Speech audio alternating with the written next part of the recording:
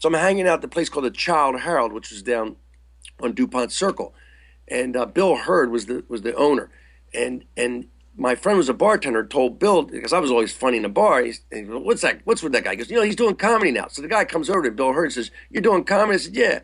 I said, "Yeah, sure." I didn't know. He goes, "You want to open up for this band next week? I'll give you $50." Now it was a good business move for him because by the record company required him to have an opening act. So instead of paying some local band a couple $100, he pays me for 50. So I go, I'm excited. I'm like, I'm crazed, fantastic. I got to do this. Next week I come, I don't even know who the band is. Outside on the marquee from New York City, the Ramones.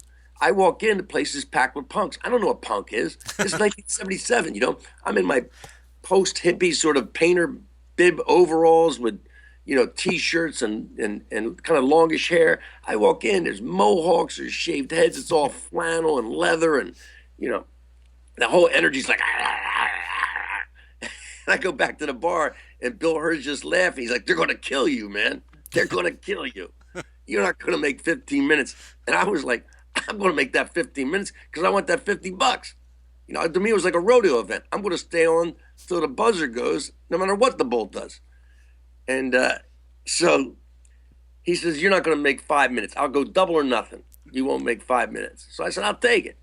And he introduced me, and it was like, I don't know what they said, but I know all the audience heard was, "Ladies and gentlemen, not the Ramones." I had to walk through the crowd. It wasn't like I'd come around to the side of the stage. I had to walk right through the middle. It was like a biblical scene. It was biblical. They were spitting. It was like they were like, it was like a Barabbas coming through. It was just spitting and throwing stuff, and I get that they're booing me. It's just constant, but there wasn't one. I don't remember anybody going, "Hey, fantastic." It was the whole crowd hated me before I got on the stage.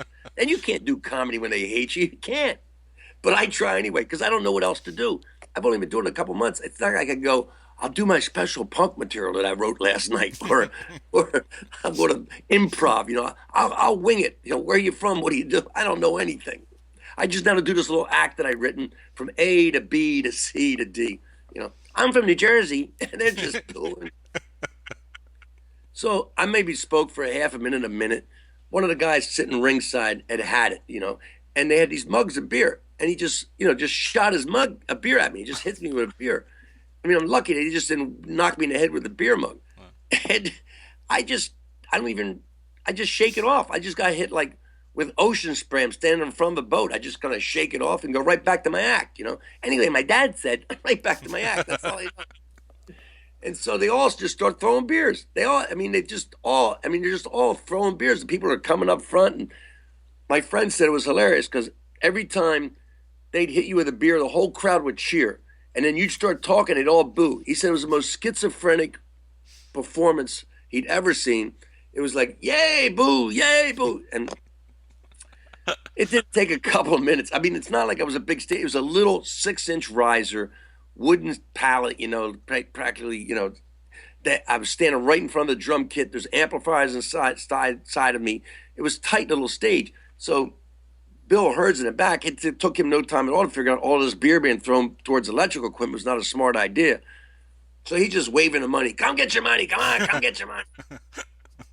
I go back into there's no dressing room. There's just the kitchen behind the bar. I go through into the kitchen. Ramones are standing there waiting to come on.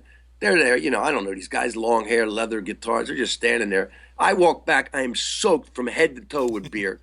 One of Ramones looks at me, goes, "Cool act, man."